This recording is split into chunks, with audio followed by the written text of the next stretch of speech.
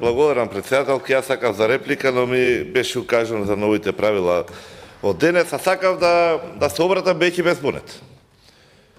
Бидејќи вакав со овој наратив, како што наметнува опозицијата, ќе испадне дека они само што го замолиле амандманот и од кога ВМРО ќе го направи, ќе го реализира, они се тие што треба да го имат бенефитот.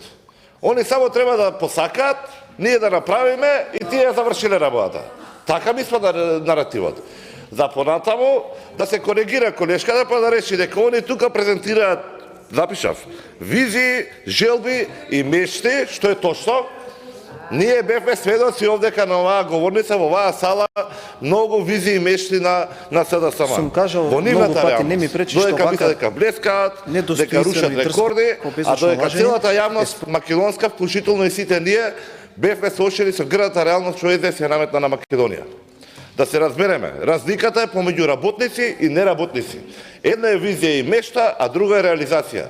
Затоа ги имаме овие бројки овде што ги гледавме на оваа расправа во оваа сала по повод на ребалансот на буџетот. Затоа се сведоци на реализација максимална на капиталните расходи. Затоа се сведоци дека имаме 4 пати поголема динамика на реализација капиталните инвестиции во споредба на било кој период на СДСМ. Затоа се сведоци дека имаме денес 140 милиони повеќе раст на бруто домашниот производ од целиот нивни период додека беа на власт и разграбува Македонија. И конечно, ако веќе говориме што значи работа и што значи неработа, и што значат желбите, а што значи реалноста. Нека сега стигне извештајот на ДЗР, проверете ги преходните извештаи. Колку плати држава или колку не должат за одобрени неискористени средства. Колку плативме и колку должиме за пенали.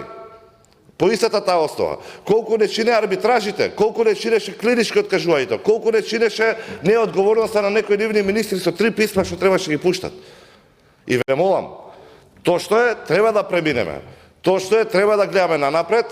Тоа што е дека имаме добри бројки кои што треба бидеме задоволни и тоа што е дека треба да бараме начини како да ги стимулираме дополнително напорите на владата да забрзаме кон уште подобра иднина. Но ве молам, да не се обидуваме со наративи и со флоскули кои што сакаме да замајуваме јавноста или реалноста во која што живеете. Благодарам.